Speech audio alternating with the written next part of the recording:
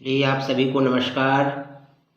आज की प्रैक्टिस में हम चलिए देखते हैं व्यंजक कोष्टक में 3.2 गुना 8.1 धन 3185 भागित 4.95 की सरलीकरण का मान लगभग है।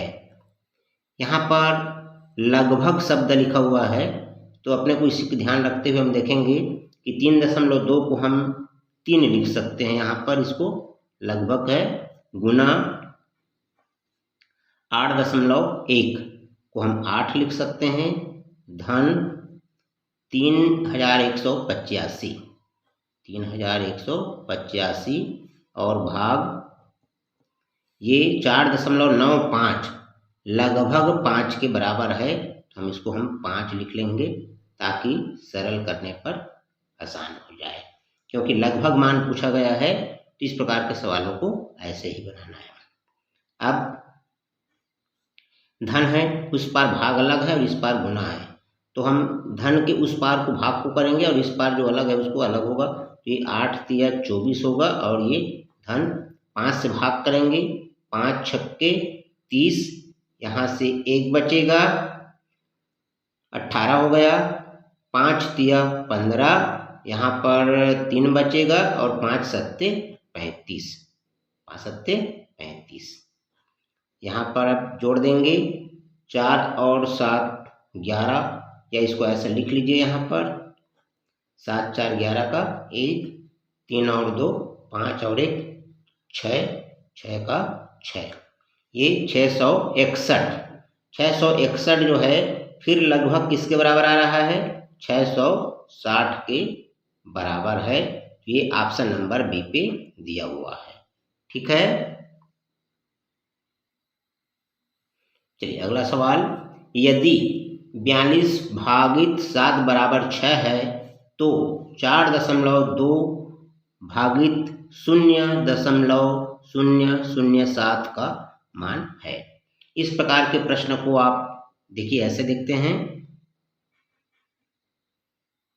42/7 बराबर 6। हम इसको ऐसे लिख सकते हैं, 42 बराबर 6 गुना 7, ये हम इसको ऐसे लिख सकते हैं। ठीक है, अब ये जो है दिया है, इसको ध्यान रखेंगे। अब अगला देखते हैं, यहाँ पर जो इसका मान पूछ रहा है, तो 4.2 बराबर, ये बटा है, उधर जाके गुना होगा, बिल्कुल ऐसे ही होगा यहाँ पर। तो ये 6 गुना 0.007 दिया हुआ है। देखिए यहाँ पर क्या था, 42 के बायां पक्ष में हम देख रहे हैं, तभी कहीं पर कोई दशमलव नहीं है। बायां पक्ष में एक अंक में दशमलव है, तो यहाँ पर भी एक अंक में दशमलव होना चाहिए। कहाँ पर होना चाहिए? अभी ये यहाँ पर होना चाहिए। ठीक है, और ये 6 का गुना ऐसे रहेगा। अब यहाँ पर यदि देख रहे हैं, तो यदि एक अंक में लगा है यहाँ पर, और एक और 2 अंक में और लगाना है, तो यहाँ पर जैसे हम लगाते हैं 0 0, और ये यदि लिख दें, यहाँ पर हम कितना अंक में दशमलव लगा रहे हैं? मतलब भाग कर रहे हैं। दशमलव लगाने का मतलब है भाग करना। तो यहाँ पर हम क्या करेंगे, इसके बदले में एक अंक का भाग कर रहे, दशमलव खिसका रहे हैं तो भाग कर रहे हैं, तो 1 0 लगाएंगे यहाँ पर, और एक अंक में और लगा रहे हैं तो ये 2 0, ये दशमलव कहाँ पर आ जाएगा? ये यहाँ से निकल गया। ठीक है, अब यहाँ पर देखिए बाएं तरफ 4.2 हो गया और दाएं तरफ अपना 0.007 हो गया। यहाँ पर अभी 100 का गुना हो रहा है और ये 6 है, तो क्या हो जाएगा? ये 4.2 जो है 600, 6 और गुना 100 करेंगे तो 600 गुना 0.007। इस प्रकार से हमारा जो ये जो उत्तर है वो कितना हो जाएगा? 600 हो जाएगा, जो ऑप्शन नंबर ए पे दिया हुआ है। ठीक है, चलिए, एक विद्यालय में छात्रों की संख्या का 10% छात्राओं की संख्या के 1/4 भाग के बराबर है।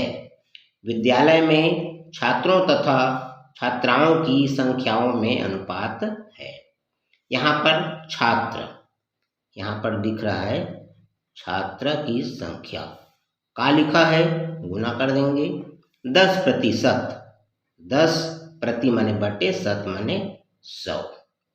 अब आगे लिखता है कि छात्राओं की संख्या, छात्रा, ये हो जाएगा छात्रा की संख्या, छात्रा की संख्या हो गया के का मतलब यहाँ पर हो जाएगा गुना 1/4, 1/4, क्या हो जाएगा, दोनों ये बराबर हैं, यहाँ पर लिखा है बराबर हैं।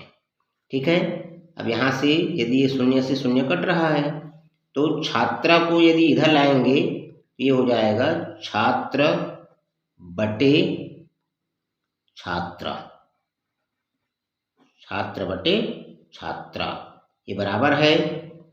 यहाँ पर नीचे में 10 है, उधर जब जाएगा तो ये ऊपर हो जाएगा, और ये नीचे में कितना था, ये 4 था।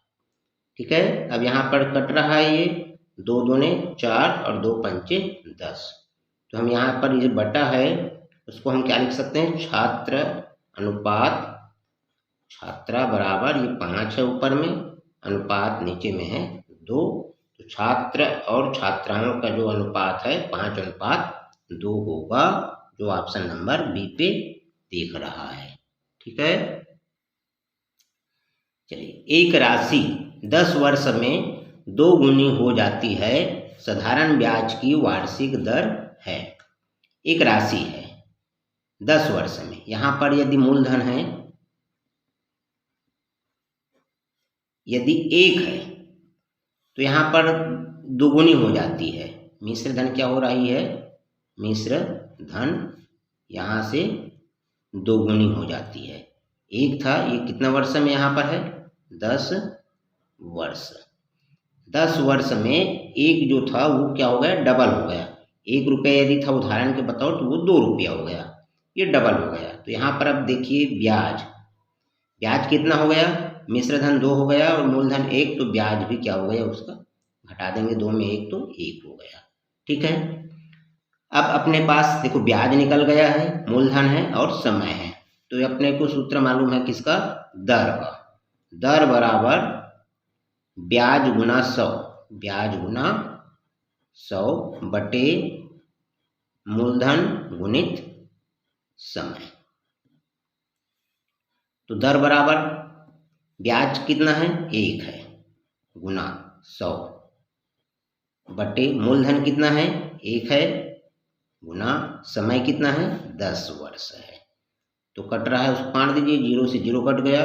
यहाँ पर देखिए 10 एकम 10 और 1 एकम 1, तो 10 आ गया ये, और 10 क्या हो गया, ये प्रतिशत, 10%, जो ऑप्शन नंबर सी पे दिया गया है। ठीक है, चलिए, निम्नलिखित श्रेणी में लुप्त संख्या क्या है, 56, 42, 30, यहाँ पर कोई संख्या आएगा जिसे हमें याद करना है, 12 और 6। तो यहाँ पर हम देख रहे हैं कि संख्या जो है घट रहा है, कम हो रहा है। तो 56 में यदि हम 42 कितना कम है, तो यहाँ पर हम देखते हैं कि 6 में यदि 2 घटाएंगे तो यहाँ पर आ जाएगा 4, और 5 में 4 घटाएंगे तो ये 1, मतलब 56 में यदि 14 घटाते हैं तो 42 आ रहा है। अब 42 में 30 कितना कम है, तो यहाँ घटा के देखते हैं कि ये 30 में 2 में 0 घटाएंगे तो 0 हो जाएगा, 2 हो जाएगा, सॉरी 2, और 4 में 3 गया तो 1। अब यहाँ पर एक क्रम बन रहा है, 14 के बाद 12 आया है, तो यहाँ पर यहाँ इसमें 14 घटा है, इसमें 12 घटा है, 2 घट कम हो रहा है, यहाँ पर क्या होगा 10, तो 30 में 10 घटेगा, कितना आएगा यहाँ पर 20, यहाँ पर 20 आएगा, 10 है ये, तो यहाँ पर हो जाएगा 8, 2 का अंतर दिख रहा है इसमें, और 20 में 8 कम करेंगे तो देखो 12, और फिर यहाँ पर हो जाएगा 6, 12 में 6 घटा तो 6 आया है। एक तो ये तरीका हो गया, जो आप खाली स्थान के स्थान पर क्या आ रहा है, 20 आ रहा है। ठीक है, इसे हम एक और प्रकार से भी कर सकते हैं, बहुत सारे प्रकार से किया जा सकता है। 56, 42, 30 है, और ये यहाँ पर क्या रहेगा वो देख लेते हैं, 12 और ये 6। ये देख रहे हैं कि यहाँ पर हम ये 8 सत्ते 56 होता है, एक और है ये 8 सत्ते 56, 8 सत्ते 56, और ये है 7 छक्के 42, और ये है 6 पंचे 30। तो देखिए पहला अंक 8 है, 8 के बाद 7 हुआ है, 7 के बाद 6 हुआ है, तो 6 के बाद क्या हो जाएगा यहाँ पर 5। गुना का चिन्ह है तो गुना लगा देंगे। 7 है, 6 है, 6 के बाद 5 आया है, तो 5 के बाद क्या हो जाएगा ये 4, और 5 चौक कितना हो जाएगा ये 20 हो जाएगा। तो यही ऑप्शन नंबर बी में है।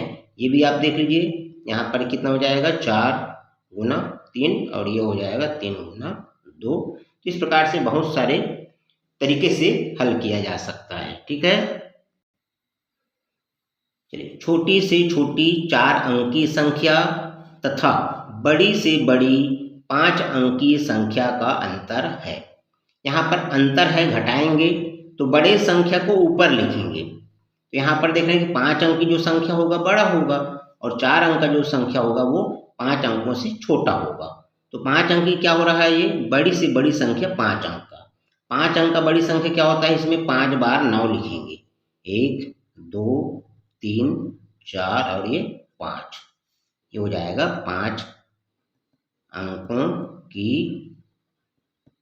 बड़ी से बड़ी। और छोटी से छोटी 4 अंक की है। 4 अंक की छोटी संख्या में क्या होता है कि एक बार 1 लिखते हैं और 3 बार उसमें शून्य, तो 1000। यहाँ पर इसको गिनती ऐसे कर सकते हैं, 4 है तो 4 से 1 कम 3 बार 0 लिखेंगे, 1 2 और 3, और चौथा में 1 लिखेंगे। ये हो जाएगा 1000। 4 अंकों की छोटी से छोटी। अंतर पूछा है तो इसको हम घटा देंगे। 9 में शून्य घटाएंगे 9, 9 में शून्य घटाएंगे 9, 9 में शून्य घटाएंगे 9, और 9 में 1 घटाएंगे 8, और 9 में यहाँ पर शून्य है, कुछ नहीं है, तो ये हो जाएगा 9। 98,999। यहाँ पर देखिए 98,999 ऑप्शन नंबर बी पे दिया हुआ है। ठीक है, चलिए 0.013, 0.130, 1.30, 13.0 तथा 130.0 का योग है। यहाँ पर जोड़ना है या घटाना हो, दशमलव को सीध में रखना है। जैसे यहाँ लिखेंगे इसको 0.013, 0.130, सीधा में 130, 1.30, तो ये 1.30, 13.0, ये 13.0, ये दशमलव जो है सीधा में रहना चाहिए, और 130.0, 130.0 इसको जोड़ेंगे। तो यहाँ पर यदि गलती ना हो तो इसके लिए हम जहाँ खाली जगह है वहाँ पर हम 0 लगा देंगे, तो जोड़ने में आसानी होगी, ताकि किसी प्रकार की कोई कन्फ्यूजन ना रहे। ये ऐसे लगाया जा सकता है ताकि हल कर सकें।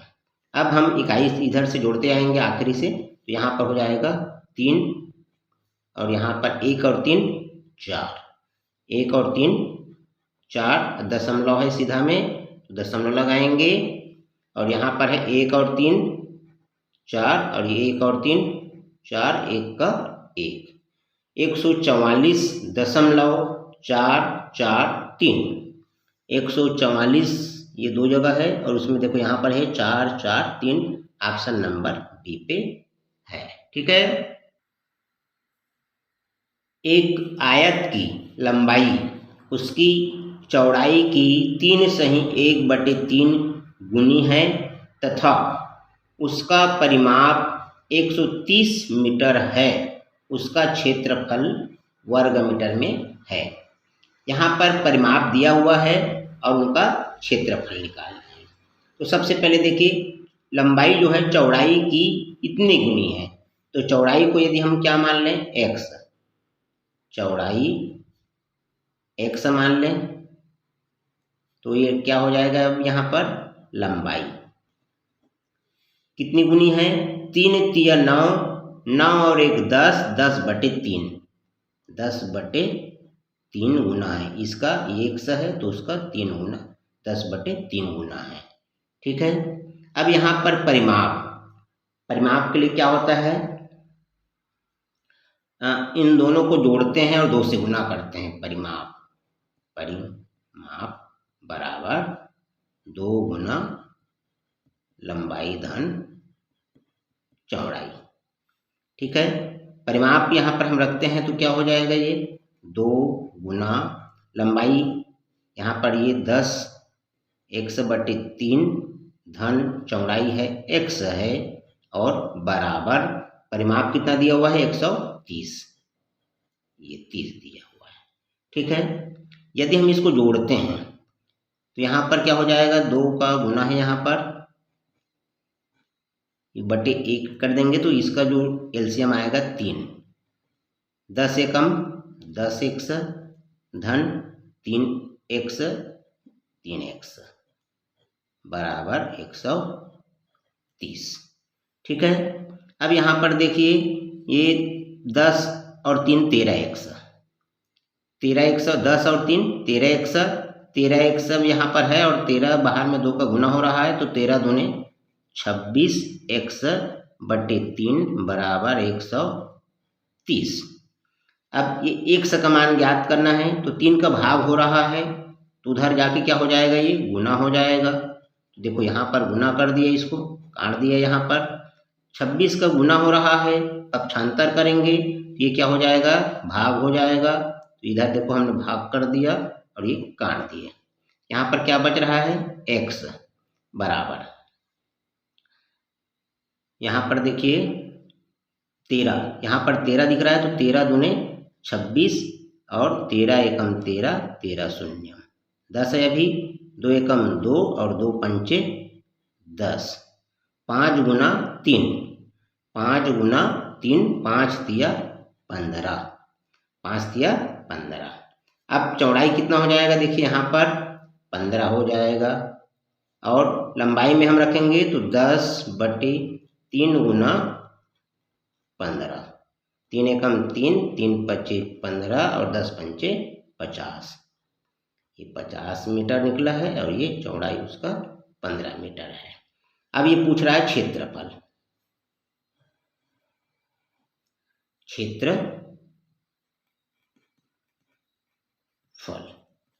बराबर लंबाई गुना चौड़ाई। लंबाई कितना है 50 मीटर है और चौड़ाई कितना है 15 मीटर है बराबर, यहाँ पर एक शून्य है तो शून्य लगा देंगे और 15 पच्चे 75 और यहाँ पर ये 2 बार मीटर है तो इसको लिखेंगे हम वर्ग मीटर। तो देखिए क्षेत्रफल कितना आ गया 750, ये ऑप्शन नंबर बी पे दिया हुआ है। ठीक है, चलिए नीचे दी गई आकृति 3 आयतों से मिलकर बनी है, प्रत्येक आयत का क्षेत्रफल आयत के अंदर दर्शाया गया है। एक आयत है और एक आयत है और ये दूसरा आयत है। यहाँ पर देखिए, यहाँ पर दिया है ए बी बराबर 8 सेंटीमीटर, तो बी सी की लंबाई क्या है। यहाँ पर अपने को ये वाला बी से सी की लंबाई क्या है ये पूछ रहा है। तो हम देखिए हम क्या जानते हैं, क्षेत्रफल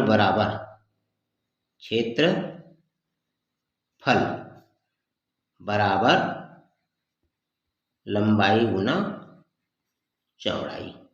तो यहाँ पर हम देख रहे हैं कि लंबाई है तो चौड़ाई यदि ज्ञात करना हो तो क्षेत्रफल को लंबाई से भाग करेंगे। ठीक है, और यदि लंबाई ज्ञात करना हो तो क्षेत्रफल को चौड़ाई से भाग करेंगे। तो ठीक यहाँ पर देखिए ये इसका क्षेत्रफल है 48 वर्ग सेंटीमीटर और यदि ये लंबाई 8 है तो चौड़ाई कैसे निकालेंगे, 48 को 8 से भाग करेंगे तो 8 छक्के 48, तो देखो इसका क्या हो जाएगा, ये 6 हो जाएगा, 6 सेंटीमीटर। ठीक है। अब पुनः देखिए, यहाँ से यहाँ तक यदि 8 सेंटीमीटर है तो यहाँ से यहाँ तक ये 8 सेंटीमीटर है, इस आयत का लंबाई भी 8 सेंटीमीटर है, क्षेत्रफल 16 दिया हुआ है, तो इसका जो चौड़ाई होगा क्षेत्रफल को लंबाई से भाग करेंगे तो 8 दूने 16, 8 दूने 16। ठीक है। अब देखिए ये वाला जो आयत है इसकी लंबाई कितना हो रही है, यहाँ से यहाँ तक 6 और यहाँ से यहाँ तक 2, कितना होगा, यहाँ से यहाँ तक की लंबाई जो हो गया 6 और 2 8 सेंटीमीटर, 8 सेंटीमीटर। ठीक है। और इसका क्षेत्रफल कितना दिया हुआ है, 32। तो क्षेत्रफल को यदि हम लंबाई से भाग करेंगे, 8 से भाग करेंगे तो 8 चौके 32, जो इसके आएगा कितना हो जाएगा, ये 4। यहाँ पर BC बराबर 4 सेंटीमीटर, 4 सेंटीमीटर, जो ऑप्शन नंबर बी पे दिया हुआ है। ठीक है। एक विद्यार्थी ने 2/1/4 घंटे में साइकिल पर 18 किलोमीटर दूरी तय की, उसकी प्रति घंटा चाल है। तो यहाँ पर चाल बराबर दूरी बटे समय, ये चाल होता है। तो चाल बराबर दूरी बटे समय, दूरी कितना तय किया हुआ है, ये 18 किलोमीटर, 18 किलोमीटर बटे समय, 2/1/4 घंटा है, ये मिश्र भिन्न है, इसको हम भिन्न में बदलेंगे तो 4 दूने 8, 8 में 1 जोड़ेंगे 9, 9/4, 9/4, ये बटे जो 4 है वो ऊपर जाएगा तो ये क्या हो जाता है, गुना हो जाता है। ठीक है। अब 9 एकम 9, 9 दूने 18, 2 चौक 8 किलोमीटर, ये 8 किलोमीटर, इसकी क्या हो गया, चाल हो गया, जो ऑप्शन नंबर ए पे दिया हुआ है। ठीक है। यदि 20 पुरुष अथवा 25 स्त्रियां एक कार्य को 20 दिनों में पूरा करते हैं तो 16 पुरुष तथा 20 स्त्रियां मिलकर उस कार्य को कितने दिनों में पूरा करेंगे। यहाँ पर 20 पुरुष के लिए हम लिखेंगे एम, मेल, अथवा मने बराबर, या 20 पुरुष या 25 स्त्रियों के लिए लिखेंगे हम डब्लू, वुमेन। कितने दिन में करती हैं कार्य, 20 दिन में, 20 डे। ठीक है। अब यहाँ पर अब आगे हम देखते हैं तो 16 पुरुष, 16 एम, धन 20 स्त्रियां, 20 वुमेन, कितने दिन में करेंगे। तो यहाँ पर हम आगे देखते हैं। यहाँ पर देखिए समान संख्या से कौन सा कट रहा है, ये 5 से, 5 चौके 20 बराबर 5 पंचे 25, यदि 4 जो पुरुष है 5 महिला के बराबर है, 4 पुरुष 5 महिला के बराबर है, तो 16, 4 चौके, इसमें पे क्या करना पड़ेगा, यहाँ पर 4 चौके 16, तो ये हो जाएगा, यहाँ पर हम लिख सकते हैं 4 से गुना करेंगे तो 4 चौक 16 और 5 चौक 20, तो ये 16 जो पुरुष है 20 स्त्रियां के बराबर है, तो यहाँ पर हम लिख सकते हैं 16 की जगह में 20 स्त्रियां, और पहले से यहाँ पर है 20 स्त्रियां बराबर, ये हो जाएगा 40 स्त्रियां। अब यहाँ पर देखिए 25 स्त्रियां 20 दिन में, तो 40 स्त्रियां कितने दिन में, कितने दिन। तो यहाँ पर सूत्र है M1D1 बराबर M2D2। M1D1 यहाँ पर हम देख रहे हैं कि ये 25 औरतें गुना कितने दिन में कट रही है, ये 20 दिन में, बराबर यहाँ पर है 40 स्त्रियां हैं, कितने दिन में है, तो इसी को अपने को निकालना है D2। ठीक है, अब यहाँ पर D2 है तो DT को हम यहाँ पर लिख सकते हैं। यदि हम यहाँ पर लिख दें D2 बराबर 25 गुना 40 है बटे, गुना हो रहा है यहाँ पर तो ये इधर आके क्या हो जाएगा 20 है, सॉरी 25 गुना 20, ये 40 का गुना हो रहा है तो 40 का यहाँ पर भाग हो जाएगा। 20 एकम से 0 कट रहा है और 2 एकम 2, 2 दूने 4 बराबर 25 बटे 2। अब यहाँ पर इसको भाग करेंगे तो 2 एकम 2, 2 दूने 4, 1 बच गया तो 1 कहाँ चला जाएगा ऊपर और बटे 2, 12 सही 1 बटे 2 दिनों में पूरा करेगी, जो ऑप्शन नंबर ए पे दिया हुआ है। ठीक है, एक दुकानदार कापियां 15 रुपए प्रति कापी किंतु 5 के एक पैकेट को 65 रुपये में बेचता है। एक व्यक्ति ने 18 कापियां खरीदी, उसे अपने खरीद के लिए क्या राशि देनी होगी। यहाँ पर कापी जो है 5-5 के पैकेट में आया हुआ है। ठीक है, 5 के पैकेट में है तो 18 यदि कापी लेना है तो हम यहाँ पर 18 को यदि हम 5 से भाग करेंगे तो 5 तिया 15, ये बच गए 3, तो यहाँ पर 3 पैकेट लेना पड़ेगा और 3 खुला में। ठीक है, अब यहाँ पर देखिए 18 कापी, कितना खरीदना है उसको 18 कापी बराबर कितना पैकेट खरीदना पड़ेगा उसको 3 पैकेट, और कितना खरीदना पड़ेगा उसको 3 खुला, ये है बराबर 3 पैकेट खरीदना है और एक पैकेट कितने रुपए में बता रहा है वो, एक पैकेट जो है 65 रुपए, तो गुना इसका 65 से करेंगे, धन 3 खुला खरीदना है और खुला कापी का कीमत कितना है, एक कापी का 15 रुपए, यहाँ पर इसका 15 से गुना। अब 3 बचे 15 का 5 हासिल 1, 3 छके 18, 18 और 1 19, धन 15 तिया 45।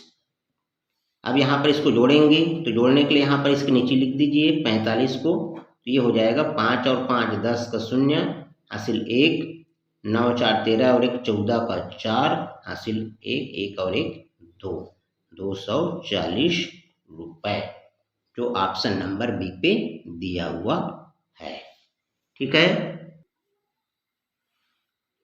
अंजलि ने सोमवार को एक पुस्तक का 2/7 भाग पढ़ लिया तथा मंगलवार को शेष भाग का 7/15 भाग पढ़ लिया। उसके पास पढ़ने के लिए अभी भी 192 पेज बचे हुए हैं। पुस्तक में कुल कितने पेज हैं? तो यहाँ पर यदि हम देखते हैं तो यदि कुल पेज यदि हम 1 मान लेते हैं यहाँ पर, अब सोमवार को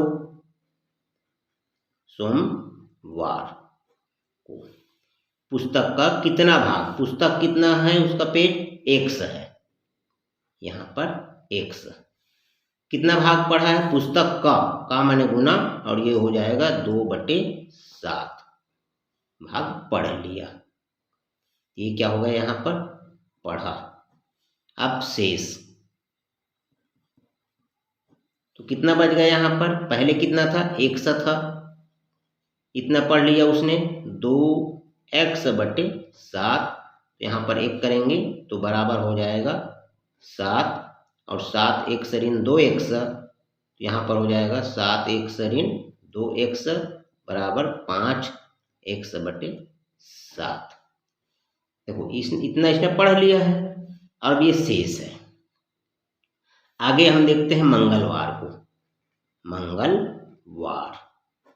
मंगलवार को कह रहा है कि शेष भाग का, शेष कितना है 5x/7 का, यहां पर का है गुना 7/15 भाग, 7/15।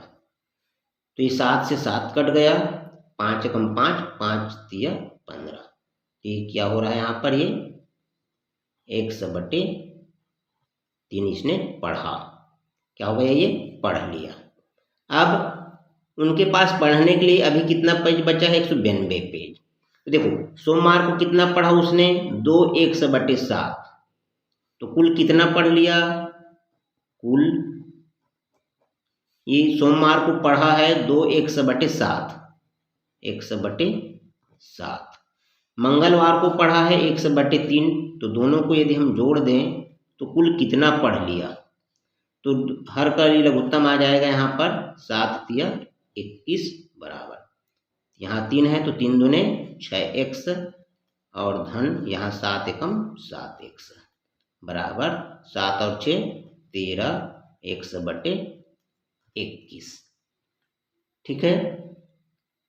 अब कुल पेज इनके पास है 100 और इसने पढ़ लिया इतना को, तो कितना बचा है, तो 100 पेज थे इनके पास, ये 100, उनमें से कितना पढ़ लिया इसने, कुल पढ़ लिया, कुल पढ़ा 13x/21। यहाँ यदि हम 1 कर दें तो देखो दोनों का क्या हो जाएगा, यहाँ पर ये हो जाएगा 21x हो जाएगा यहाँ पर, ऋण 13 एकम 13x बराबर 13 में 21 में 13 घटाएंगे तो 7 और 1 8 x/21। अब ये जो शेष है इतना बचा है, शेष कितना है 8 x/21, और ये कितना है बोल रहा है, शेष जो है 192 पेज है। यही जो शेष की मात्रा है वो 192 के बराबर है। ठीक है, यही जो शेष है 192 के बराबर है। अब यहाँ पर x का मान ज्ञात करना है, 21 का भाग हो रहा है, क्या हो जाएगा 21 का गुना हो जाएगा, पक्षांतर करेंगे तो कट गया। ये 8 का गुना हो रहा है, 8 का पक्षांतर करेंगे तो गुना हो रहा है, तो क्या हो जाएगा ये भाग हो जाएगा, और ये x का मान यहाँ पर निकलेगा। 8 से हम देखते हैं यहाँ पर भाग करेंगे तो 8 एकम 8, 8 दूने 16, यहाँ से 3 बचा और 4 2 32 हो गया, 8 चौके 32। देखो 24 गुना 21, 24 गुना कितना हो गया 21। तो 21 का यदि आप गुना करेंगे यहाँ पर 24 गुना 21, 1 चौक 4, 1 दुआ 2 और यहाँ पर 2 चौके 8 और 2 दूने 4। तो ये हो जाएगा, इसको जब जोड़ेंगे हम तो ये कितना हो जाएगा 4, 8 और 2 10 का 0, हासिल 1 4 और 1 5। तो ये जो x है कुल पेज की संख्या है जो 504 है, जो ऑप्शन नंबर सी पे दिया हुआ है। ठीक है, यहाँ इस प्रश्न में जो पुस्तक का पेज है वो 100 भाग है और उसमें 2/7 भाग पढ़ लिया, तो शेष निकालना है। मंगलवार को जो ये शेष था उनका 7/15 भाग पढ़ा है, तो यहाँ पर जो पढ़ा है वो हो गया। अब शेष यहाँ पर देखो, शेष निकालेंगे यहाँ पर भी, तो जोड़ देंगे पहले दोनों पढ़ा है उनको, तो यहाँ पर हम देख लेंगे कि जो पढ़ा है उनमें ये हो जाएगा। ठीक है, चलिए आगे। चलिए, निम्नांकित दंड चार्ट का अध्ययन करके प्रश्न का उत्तर दीजिए। किस विषय में विद्यार्थी के अधिकतम प्राप्तांक है? यहाँ पर ये विषय है सामाजिक विज्ञान, विज्ञान, गणित, अंग्रेजी और विभिन्न विषयों में प्राप्तांक है। इधर क्या है प्राप्तांक है, तो यहाँ पर ये विषय है और इधर प्राप्तांक है। तो सबसे ज़्यादा जो प्राप्तांक है वो ये वाला चार्ट दिख रहा है, दंड चार्ट जो है यहाँ है, ये ये वाला सबसे ज़्यादा है। सबसे ज़्यादा कौन सा विषय पे आ रहा है देख रहे हैं, ये विज्ञान। कौन सा आ रहा है, विज्ञान। ये ऑप्शन नंबर बी पे दिया हुआ है। ठीक है, इसमें ऑप्शन नंबर बी विद्यार्थी जो है अधिकतम प्राप्तांक विज्ञान का है। ठीक है, एक गैराज में सोमवार से शुक्रवार तक धुलाई तथा रिपेयर के लिए जितनी कारें आई है उन्हें नीचे दिए गए चित्रालेख में दर्शाया गया है। ये दिन है और ये कारों की संख्या है। और यहाँ पर ये जो एक सिंबल दिया है वो 100 कार को दर्शाता है। गुरुवार को जो कारें धुलाई और रिपेयर के लिए आई उनकी संख्या। गुरुवार को हम देखते हैं यहाँ पर सोम मंगल बुध गुरु, ये गुरुवार है। यहाँ पर है 1 2 3, यहाँ पर क्या है, ये 3 है। ये कितना है, 3 है। ये यहाँ पर कितना है, 3। ठीक है, ये 3 है। अब यहाँ पर एक कितने के बराबर है, 100 कारों की संख्या को दर्शाता है। एक जो है ये हो जाएगा 3 गुना 100, 300। तो गुरुवार को धुलाई और रिपेयर के लिए 300 जो ऑप्शन नंबर डी पे दिख रहा है। ठीक है, निम्नांकित चार्ट एक फार्म में वर्ष के पहले 5 महीने में उत्पादित अंडों की संख्या दर्शाता है। ये महीना दिया हुआ है और यहाँ पर अंडों की संख्या। जनवरी 596 है, फरवरी 422 है और मार्च 587, अप्रैल 490, मई 516। अब निम्नांकित में से कौन सा कथन सत्य है? ए, मार्च में उत्पादित अंडों की संख्या मई से कम थी। मार्च में 587, मई से कम थी। मई का कितना है, 516। तो यहाँ पर ये बड़ा हो गया, ज़्यादा था, इसलिए ये ऑप्शन गलत। ये क्या हो गया, ये ऑप्शन गलत हो गया। ठीक है, अप्रैल में उत्पादित अंडों की संख्या, अप्रैल में 490।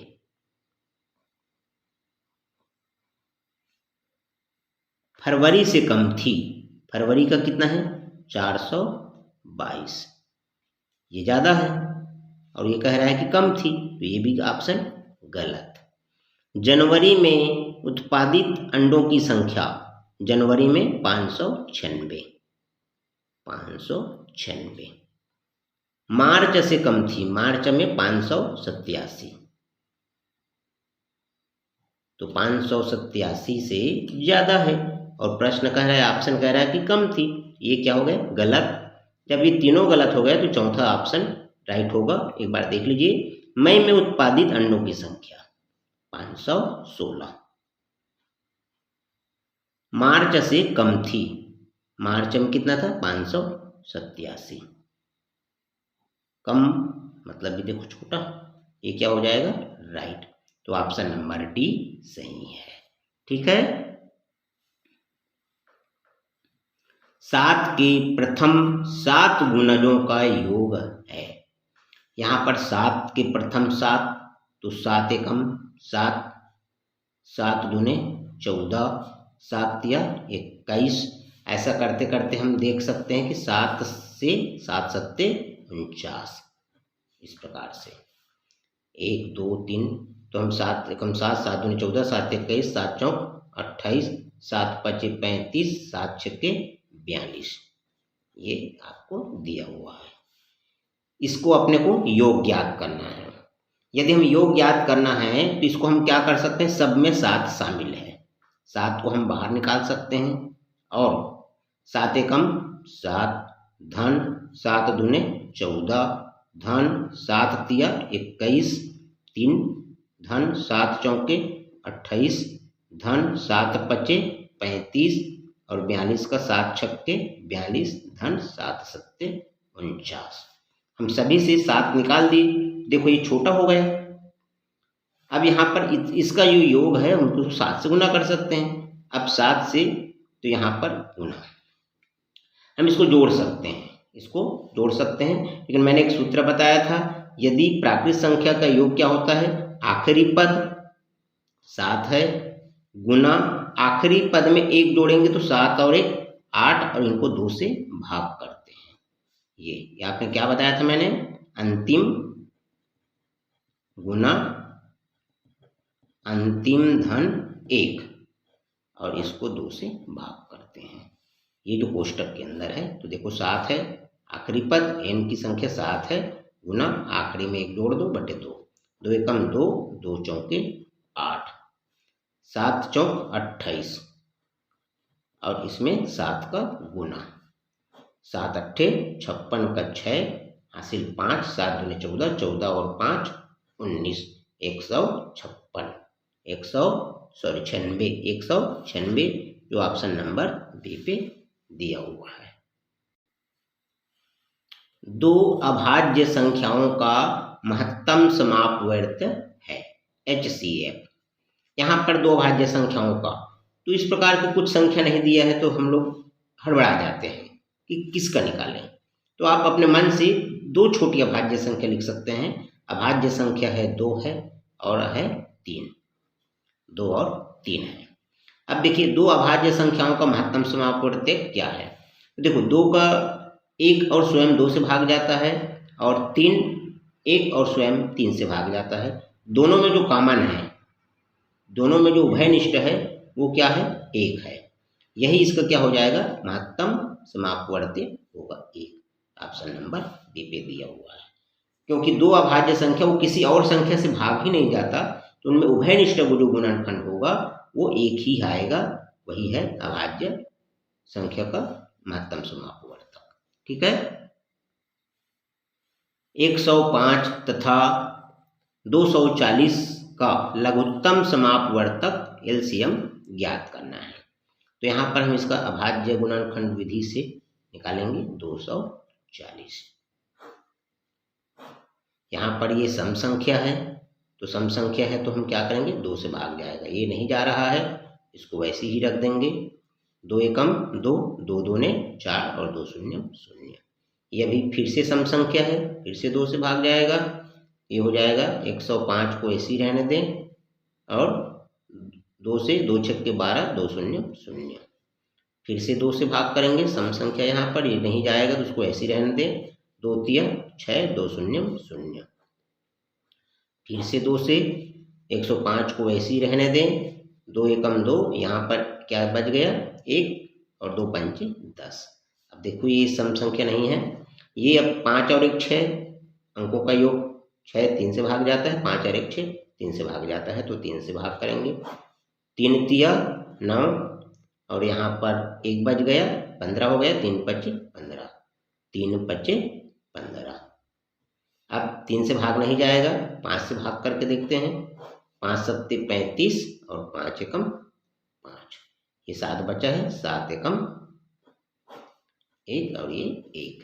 तो इसका जो लघुत्तम होगा वो इन सभी संख्या का गुना होगा। गुना कैसे करते हैं, 2 दूने 4, 4 दूने 8, 8 दूने 16 और 16 तिया 48, 16 तिया 48। या एक और तरीका देख लीजिए, 2 दूने 4, 4 दूने 8, 8 दूने 16 और 16 पंचे 80। ये 16 पंचे 80 इसका, देखो यहाँ पर मैं बता रहा हूँ, देखो 2 दूने 4, 4 दूने 8, 8 दूने 16। अब हम क्या करेंगे, सरल करने के लिए 16 पंचे 80 और ये जो बचा है 3, 3 सत्ते 21, 21 और 80 का गुना करेंगे तो 21 गुना 80। 0 है, 0 लगा देंगे पहले। 8 एकम 8, 8 दूने 16, 1680 इसका जो होगा LCM होगा। ठीक है। गुणनफल किसका, 3012 गुना 17 गुना 13 गुना 10 गुना 11 के इकाई का अंक। यहाँ पर सबसे पहले हम इकाई को देखेंगे, इकाई में शून्य है क्या। देखो यहाँ पर इकाई में शून्य है तो इसका पूरा का पूरा गुणनफल क्या हो जाएगा, इकाई, गुणनफल का इकाई जो होगा शून्य होगा। ये ऑप्शन नंबर ए में है। यहाँ पर देखो, यदि इकाई में शून्य है तो गुणनफल का इकाई शून्य, और इकाई में 2 तथा 5 तो गुणनफल का क्या हो जाएगा, इकाई 5 दूने 10 होगा, तो इसका इकाई फिर से क्या हो जाएगा, शून्य हो जाएगा। ठीक है, यदि इकाई में शून्य हो तो गुणनफल का इकाई शून्य होगा, और इकाई में 2 तथा 5 हो तो गुणनफल का जो इकाई है वो भी शून्य होता है। इस प्रश्न में इकाई में यहाँ पर शून्य दिख रहा है, तो शून्य है तो वहाँ पर उसका जो इकाई होगा वो शून्य ही होगा। ठीक है, चलिए दोस्तों नमस्कार। यदि आप मेरे चैनल पर नए हैं तो कृपया करके मेरे चैनल को सब्सक्राइब कर दीजिए, लाइक कीजिए और शेयर जरूर कीजिएगा, ताकि और आने वाली वीडियो आप तक पहुंच सके, और इन्हें उन विद्यार्थी और पेरेंट तक पहुंचाइए जिनके बच्चे या स्वयं नवोदय विद्यालय परीक्षा, प्रयास विद्यालय परीक्षा या pre DEd, pre BEd, CTET, CGTET की तैयारी कर रहे हैं, उनके लिए उन तक पहुंचाएं। ठीक है दोस्तों, धन्यवाद।